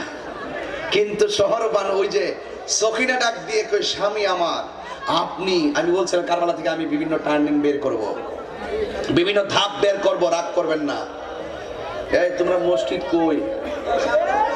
এটা এখন না, কিছু ওয়াজ না করলে আমার পাবলিক কষ্ট পাইব। হ্যাঁ আমি একটু পরে করুন না, হ্যাঁ 10 জন থাকলে চলবো, 10 জন থেকে 10,000 করে নিলে তো 1 লাখ, ঠিক না? এটা অসুবিধা, দেহার ফিলার থাকবো ইনশাল্লাহ। না কি রকম মাঝেরা বাবা, আমার আরো কিছু কথা আছে না, এটি না করতে আমার পেটের পাত্র হজম হইব। দুপুরে খাইনি কি হয়েছে, রাত্রে খাওয়ানো খাইছি না, সমস্যা নাই। খারাপ লাগতেছে? বউ শাশুড়ির মধ্যে ঝগড়া দিন দুপুর, সিরিয়াল বলে জরনুপুর আসেনি রে। তোরা বলাবান জানিস সবগুলো, আমি জানি এগুলা। হ্যাঁ আচ্ছা ঠিক আছে, শুনুন। সখিনা ডাক দিয়ে কয়, স্বামী হে, আপনি যদি চলে যান, আল্লাহ যদি আমাকে জিজ্ঞেস করে তুই তোর কি স্বামীর কি খেদমত করেছিস, আমি কি জবাব দিব? তখন কাশেম ডাক দিয়ে কয়, আজকে খেদমতের দিন না, আজকে হলো ঈমান পরীক্ষার দিন। এই কথা বললে কি আর কোন কথা চলে? এবার ডাক দিয়ে কয়, স্বামী গো, আমার মন বলতেছে আপনি গেলে মনে হয় আর ফিরে আসবেন না। কারণ সতী সাধবী স্ত্রী যারা এবং সত্যিকার রিয়েল ইবাদত এবং আকীদার হিরো যারা, হিরোইন যারা, তারা কিন্তু বুঝতে পারে যে স্ত্রী বলতেছে, স্বামী আমার মন বলতেছে আপনি গেলে আর আসবেন না। এবার স্বামী কি উত্তর দিছে দেখেন, স্ত্রীকে সান্ত্বনা দিয়ে দিচ্ছেন। আমাদের শরীরে যদি ওই তো কইলে কি অলক্ষণীয় কথা কও তুমি, বিসমিল্লাহ না আল্লাহর নাম নাই, মরে যাবার কথা বলিস। আর কাশেম ডাক দিয়ে কয়, আমি নবীর জন্য বের হচ্ছি, আল্লাহর জন্য বের হচ্ছি। একটি কথা মনে রেখো সখিনা, আমি যদি মারাও যাই তবে তোমার সাথে আমার দেখা হবে হাসরের ময়দানে। কি উত্তর, কি সুন্দর হয়েছে। এবার কাশেম চেহারাটা ফিরাইলেন এইভাবে, একটু খেয়াল করেন। কাশেম এইভাবে চেহারাটা ফিরাইলেন। সখিনা ডাক দিয়ে কয়, স্বামী একটা বার তাকান। বিদেশ গেলেও তো মানুষে যতই শর্মাক, জামাই যতই শর্মাক, গাড়িটা উঠলো গ্লাসের ফাঁক দা বোর বেলচা যাইতেছি কা। এটা কি মহব্বত? এটা কি মহব্বত? ভাই ভাইয়ের দিকে শেষ তাকান তাকাবে, মা সন্তানের দিকে শেষ তাকান তাকাবে, স্বামী স্ত্রীর দিকে শেষ তাকান তাকাবে। এটা ইটস ইজিলি ম্যাটার, এটা নিয়ে হিমশিম খাওয়ার কোনো কারণ নাই। এবার সখিনা ডাক দিয়ে একটু তাকান না, তাকায় না। কারণ কেন তাকায় না জানেন? এখানে দুইটা জিনিস, সামনে হলো রসুলের প্রেম, পিছের হলো স্ত্রীর প্রেম। কারণ রসুল বলছেন ওয়ান নাসি আজমাইন, সকল মানুষের চাইতে নবীকে ভালোবাসতে হবে। নবীর প্রেমে যেহেতু বের হয়ে গেছে, পিছনে ডাকে সাড়া দেওয়ার কোনো কারণ ওয়াস্ত পরিষ্কার। এই মুহূর্তে এবার সখিনা কি করছে দেখেন, ডেঞ্জারাস একটা কাজ করছে। হুট করে কি করছে, তুমি উঠো না, তুমি উঠো। হ্যাঁ সর ভাই, আমি তোকে মারো মারো, তোকে মারবালে গাইছি। তুমি একটু ফিরো এদিকে, এদিকে ফিরো, এইদিকে ফিরো, এদিকে। এই যে এইভাবে সখিনা তারে ডাক ধরছে, ধইরা এদিকে তাকাও, এইদিকে এইভাবে ফিরে, এইভাবে ধইরা পিছন দিকে কাপড়টা ধইরা, হাসবেন না, এটা কিন্তু আছে। এইভাবে পিছনটা ধইরা স্ত্রীর দিকে ফিরাইছে। তখন কাশেমের চোখ আর সখিনার চোখ বরাবর। হুট করে সামনে যে কাপড়টা আছে, সখিনা কাশেমের সামনের কাপড়টা টান্দা ছিঁড়া ফেলাইছে। তখন কাশেম ডাক দেখে, সখিনা স্বামী যদি কোথায় যাওয়ার জন্য রওনা দেয়, স্ত্রীর দায়িত্ব হলো স্বামীর কাপড় গুছাইয়া দেওয়া। তুমি দিয়ে আমার কাপড় পরাইও দিলে না, তুমি আমার কাপড় ছিঁড়া ফেলাইছো, তার কারণটা কি? এবার সখিনা ডাক দিয়ে কয়, স্বামী আপনি না বলেছেন আপনি যদি শহীদ হয়ে যান আপনার সঙ্গে আমার দেখা হবে হাসরের ময়দানে। আর আপনি যদি হাসরের ময়দানে চেহারা রক্তাক্ত অবস্থায় উঠেন, কোটি কোটি শহীদের মধ্যে আপনাকে আমি খুঁজবো, কিন্তু আপনাকে চিনবো কিভাবে? এই জন্য আমি সখিনা আমার স্বামীর নিদর্শন কাপড়টা ছিঁড়ে রেখে দিলাম। কত বড় কথা। এবার তিনি গেলেন, তিনিও আর ফিরে আসেন নাই। তখন কি করলো, এবার কাশেমও শহীদ হয়ে গেল। কিন্তু ইমামে হুসাইন রাদিয়াল্লাহু তাআলা আনহু রাতের বেলা শুয়ে রইলেন, আর চোখটা হঠাৎ করে লেগে গেল। ঘুম থেকে উঠে দেখলেন, ঘুমের ভিতরে দেখলেন আল্লাহর হাবিব একটা নামাজ, একটা পেয়ালা নিয়ে তার সামনে দাঁড়ায় রয়েছে। ইমাম হুসাইন রাদিয়াল্লাহু তাআলা আনহু ঘুম থেকে উঠার পরে বুঝতে পারলেন সবাই তো শহীদ হয়েছে, আমার শাহাদাতের ঘন্টা বেজে গেছে। আর হুজুরকে আল্লাহু আকবার বলবেন না? তখন এই চিত্রটা দেখছেন একটা প্রেমিক, যার নাম হলো ওহাব কালবি। ডাক দিয়ে কি আপনি এত চিন্তিত হচ্ছেন কেন? আমার শাহাদাতের ঘন্টা অপেক্ষা করতেছে। এবার ওহাব কালবি দৌড়াইয়া তার মায়ের কাছে গেছে, মা ও মা, তুমি যে হুসাইন এই লালা তুমি ইম্পর্টেন্ট জায়গা ধরতে যাও, কি বুঝতেছো বলো? এটা গুরুত্বপূর্ণ জায়গা, আমি টাচ দিছি। এবার ডাক দিয়ে বলে, মা তুমি যে হুসাইন হুসাইন করো, সেই হুসাইনের আলী আওলাদ সব শহীদ হয়ে যাইতেছে। 6 মাসের বাচ্চা আলী আসগরকে পর্যন্ত তীর দিয়ে মাইরে ফেলাইছে। তখন তার মা ডাক দিয়ে কয়ে, এই ছেলে এদিকে তাকা, কি আমি তোর কি লাগি? আপনি আমার মা লাগেন। তুই আমার কি লাগোস? আমি আপনার সন্তান লাগে। তোর বিয়ে করেছি কোন দিন? পরশু দিন। তোর হাতের মধ্যে একটা তলোয়ার লইছে, আমি তোর যা কই তা করবি। আমার নবীর আওলাদ হুসাইনের মারার জন্য ওরা ষড়যন্ত্র করছে, নবীর আওলাদ সব বংশ শেষ করে ফেলাইতেছে। আমি তোর মা তোরে কইয়া দিলাম, হুসাইন কালকের সকালে জিহাদের ময়দানে যাওয়ার আগে তুই আগে যাবি, যাইয়া তাদের সঙ্গে যুদ্ধ করবি। যদি জীবন দিতে হয় জীবন দিয়া দিবি, তবে একটা কথা তোরে বলি শোন, তোরে যদি ওরা ধাও মারে একটা কদম তুই পিছনে দিবি না। তুই যদি একটা কদম পিছনে দেস, আমি মা বলে দিলাম, আমি তোর হাসরের ময়দানে আমার দুধের দাবি ছাড়ব না। আচ্ছা, এই কসমটা যদি মা সন্তানকে দেয়, তাহলে কসমটা কি ছোট না বড়? সহজ না কঠিন? সন্তান হাতের মধ্যে তলোয়ার নিয়ে যুদ্ধের ময়দানে যাবে। স্ত্রীটা ডাক দেখবে, স্বামী কই যান? কয় আমি যুদ্ধের ময়দানে যাই, ওই হুসাইনের পক্ষে আমি যুদ্ধ করব। আমার মায়ের আদেশ, যেমন মা তেমন সন্তান, যেমন সন্তান তেমন তার পরিবার। ডাক দিয়া বলে, স্বামী গো, ও স্বামী আমার, আপনি যাবেন, তবে আপনার কাছে আমার 2টা দাবি আছে। কি দাবি আবার তুমি করবা পরীক্ষার দিনে? ওই স্ত্রী ডাক দিয়ে কই, স্বামী গো, 2টা দাবি আমার আছে, মেহেরবানি করে দাবিগুলো আমি হুসাইনের সামনে বলবো, মেহেরবানি করে আমাকে হুসাইনের কাছে নিয়ে যান। বন্ধুরে আমার এবার ওই জায়গায় নিয়ে গেলেন। এবার ওই মহাকালবীর স্ত্রী, আল্লাহু আকবার জোরে বলবেন, ডাক দিয়া কয়, হুসাইন গো,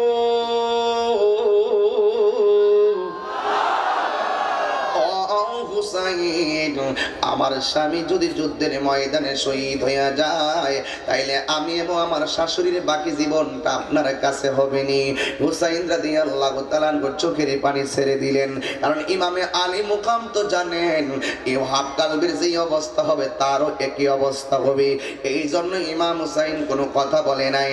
2 নম্বর আর একটা দাবি করলেন, হুসাইন আর একটা দাবি হলো, আমার স্বামী যদি শহীদ হয়ে যায়, তাইলে আপনার কাছে আমার একটা দাবি আছে, আপনি হাসরের ময়দানে যেই জান্নাতে থাকবেন, ওই জান্নাতে আমাদের পরিবারের সবার জায়গা হবে নি।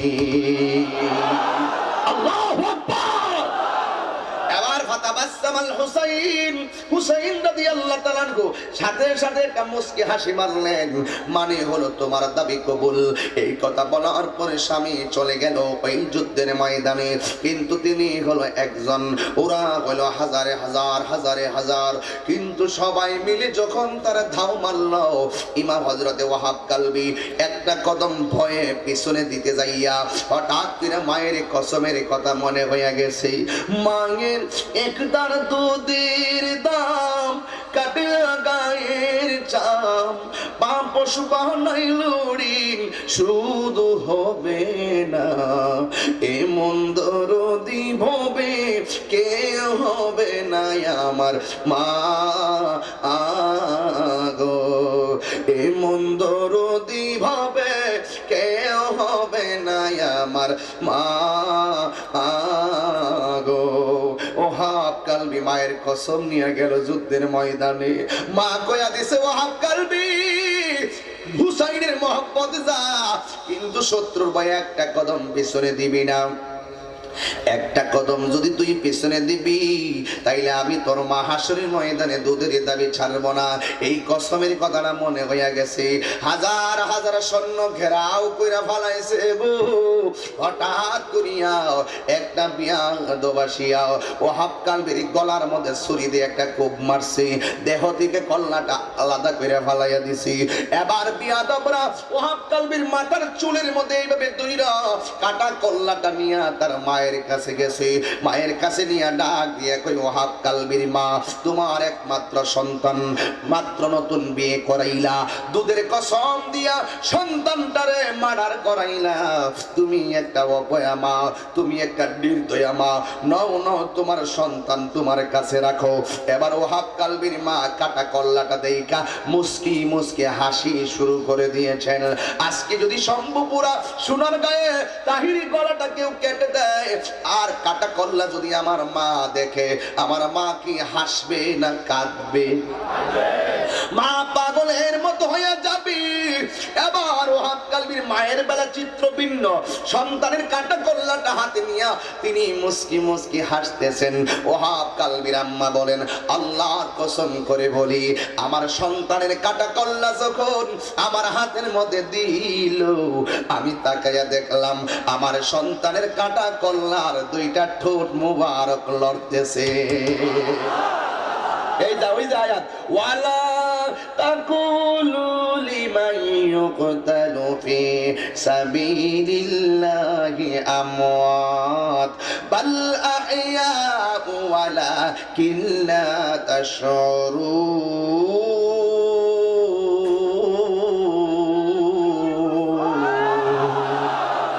এবার ওহাব কালবির দুইটা ঠোঁট লড়াচড়া করে। এবার ওহাব কালবির মা মুস্কি মুস্কি হাসতেছে। এবার ডাক দিয়ে বলে, ও ওহাব কালবির মা, তুমি কেন মুস্কি মুস্কি হাসতেছো? তার কারণ কি? সন্তানের কাটা কল্লা দেখলে পৃথিবীর কেউ বরদাস্ত করতে পারে না, তুমি দিগো কাটা কল্লা দেখে মুস্কি মুস্কি হাসতেছো, তার কারণটা কি? এবার ওহাব কালবির মা একটা ইমানি অ্যানসার দিয়ে দিলেন। ডাক দিয়া বলো, ও জগৎবাসী, ও জগৎবাসী, তোরা আমারে বললি আমি কেন হাসতেছি? হাসার একটা কারণ আছে। আমার সন্তানের কাটা কল্লা দেখে আমি একটু চিন্তিত না, আমি একটু পেরেশান না। আমি কেন আনন্দিত জানুনি? আমি এতক্ষণ ছিলাম ওহাব কালবির মা, আর আমার আল্লাহ আমার সন্তানের উসিলায় হাসরের ময়দানে আমার শহীদের মা বইলা ডাক দিবি। করেছো, কিন্তু তোমাদের সকলকে একটা কথা বলে দিয়ে যায়, হুসাইনি চেতনা ছাড়া ইমানের মজা পাওয়া যাবে না। কথা বলেন ঠিক কিনা? এবার হুসাইন রাদিয়াল্লাহু তাআলা আনহু ঘোড়া থেকে মাটির নিচে পড়ে গেলেন। একটা বিয়াদব জাপড়াইয়া গিয়া হুসাইন রাদিয়াল্লাহু তাআলা আনহুকে ধরলেন। কিন্তু তখন হুসাইন রাদিয়াল্লাহু তাআলা আনহুর উপরে 70টার উপরে মোট বল্লমের আঘাত, তীরের আঘাত, তলোয়ারের আঘাত, সব আঘাত লইয়া ইমামে হুসাইন মাটির মধ্যে লুটে পড়লো। একটা বিয়াদব তীর লইয়া বল্লমের আঘাতের উপরে এইভাবে চাপ দিয়া বসছে। রে বাবা, ইমাম হুসাইন বলে, তোরা আমার পায়ের মধ্যে বস, কিন্তু আমার বুকের মধ্যে বস না। তোরা আমার পিঠের মধ্যে বস, কিন্তু আমার বুকের মধ্যে বসিস না। কই কেন? কই আমার বুকটা 1000 বার আমার নানার সিনা মুবারকের সঙ্গে লেগেছে। আমার বুকের মধ্যে বস দাঁড়ি, আমার বুকটা 1000 বার আমার নানার সিনা মুবারকের সঙ্গে লেগেছে। এবার ইমামে হুসাইন রাদিয়াল্লাহু তাআলা আনহু বলেন, আমার 2 রাকাত নামাজ পড়ার সময় দে। একটা কথা খেয়াল